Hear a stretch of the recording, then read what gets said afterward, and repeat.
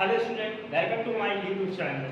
जैसा कि देखिए टाइप नंबर फर्स्ट हम लोगों ने पार्ट 1 में पढ़ रखा था एप्लीकेशन और डिफरेंट इंटीग्रेशन में कि जो एक कर्व था वो एरिया बाउंडेड था।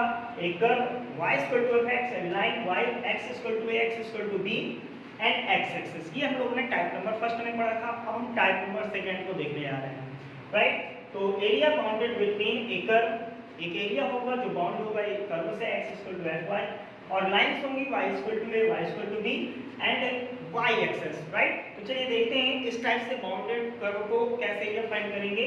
तो ये अपना एक कोऑर्डिनेट प्लेन हो गया।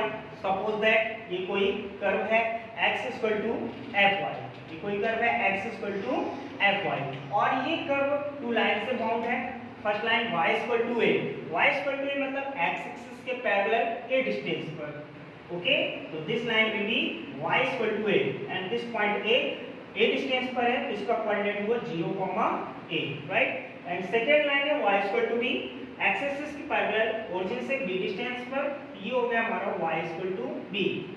इस पॉइंट का कोऑर्डिनेट हो गया 0, b। चलिए देखते हैं। अब आप लोग यदि आपको जानना है कि जो एरिया है वो एक कर्व से बाउंड है, सेकंड साइड से y equal to a line है, थर्ड साइड से y equal to b line है एंड फोर्थ साइड से y एक्सिस है। तो देख रहे हैं आप लोग ये y एक्सिस हुआ, y equal to a, y equal to b एक ही कर्व। आपसे इस एरिया की बात की जा रही है, तो ऐसे एरिया कैसे फाइंड करेंगे तो देखिए जानेंगे। ऐसे एरिया को फाइंड करने के लिए हमें हॉरिजॉन्टल स्ट्रिप्स खींचनी पड़ेगी।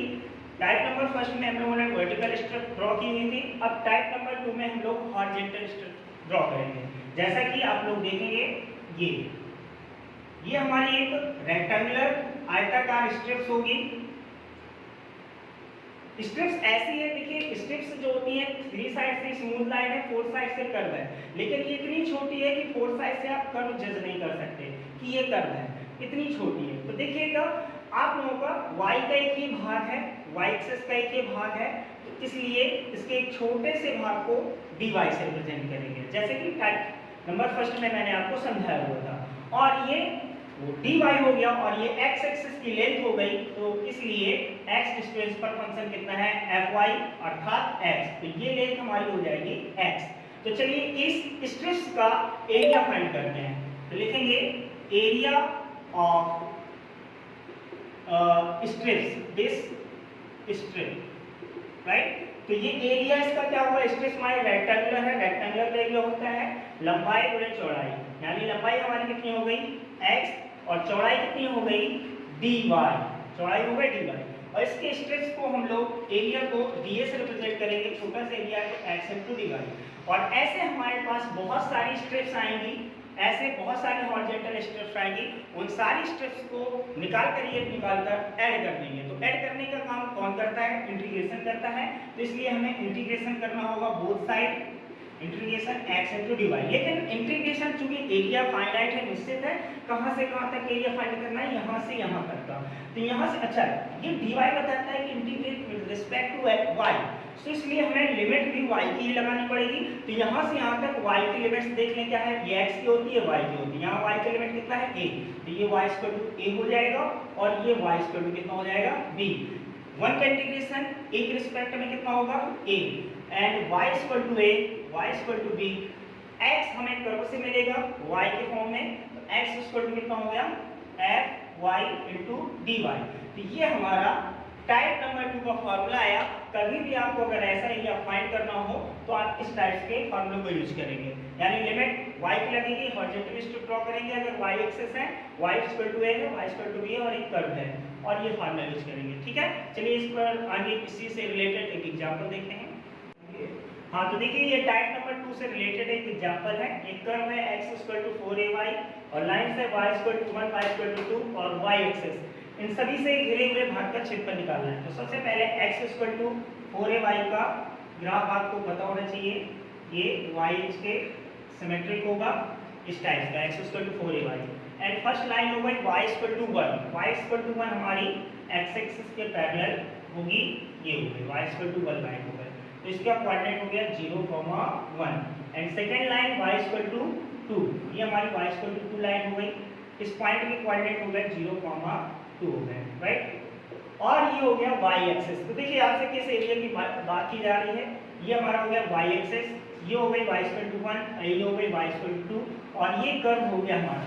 तो एक ये हुआ एरिया जिन सभी से बाउंड है और एक ये हुआ एरिया जिन सभी से बाउंड है।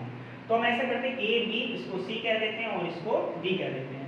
तो देखिए टाइप नंबर 2 में ऐसा ही कुछ डायग्राम आया था, y axis y equal to a y equal to b एक कर्व था, राइट। तो हम ऐसा करते हैं इतने भाग का एरिया फाइंड करके उसका 2 टाइम्स करके कंप्लीट एरिया फाइंड कर लेंगे।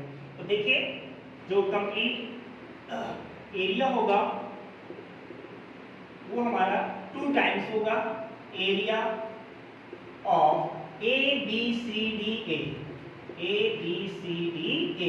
तो जैसा कि आपने टाइप नंबर 2 में देखा कि अगर y equal to a y equal to b y axis एक कर्व है तो हम लोग हॉरिजॉन्टल स्ट्रिप्स यूज करते हैं। हॉरिजॉन्टल स्ट्रिप्स में हमेशा y की लिमिट लगती है। तो y की लिमिट यहाँ से देख ले, यहाँ से यहाँ तक की y की लिमिट्स क्या है, y equal to 1 y equal to 2 और x dy आता है। तो x कहाँ से मिलेगा आपको, उसी कर्व से मिलेगा। तो चलिए कर्व से x की वैल्यू फाइंड कर लेते हैं y के फॉर्म में। x की वैल्यू यहाँ से निकलेगी √4ay into dy। Constant function बाहर करेंगे, 4 की स्क्वायर रूट 2 हो गई एंड √a अंदर बचता है √y, is that y power 1/2। तो देखिए area equal to 4√a, y की पावर 1/2 की इंटीग्रेशन होगी y की पावर 3/2 अपॉन 3/2। लिमिट हमारी हो गई 1 से 2। ये हुआ 8√a upon 3, upper limit show करेंगे 2 की power 3/2 minus 1 power 3/2, right. 8√a upon 3, 2 की पावर 3/2 को 2 रूट को लिख सकते हैं एंड 1 की पावर 3/2 वैल्यू 1। तो ये हमारा हो गया 8√a upon 3 2√2 minus 1 square unit. Okay, तो ये टाइप नंबर 2 से रिलेटेड एग्जाम्पल था। इसके बाद हम टाइप नंबर 3 में आगे चलते हैं। Thank you.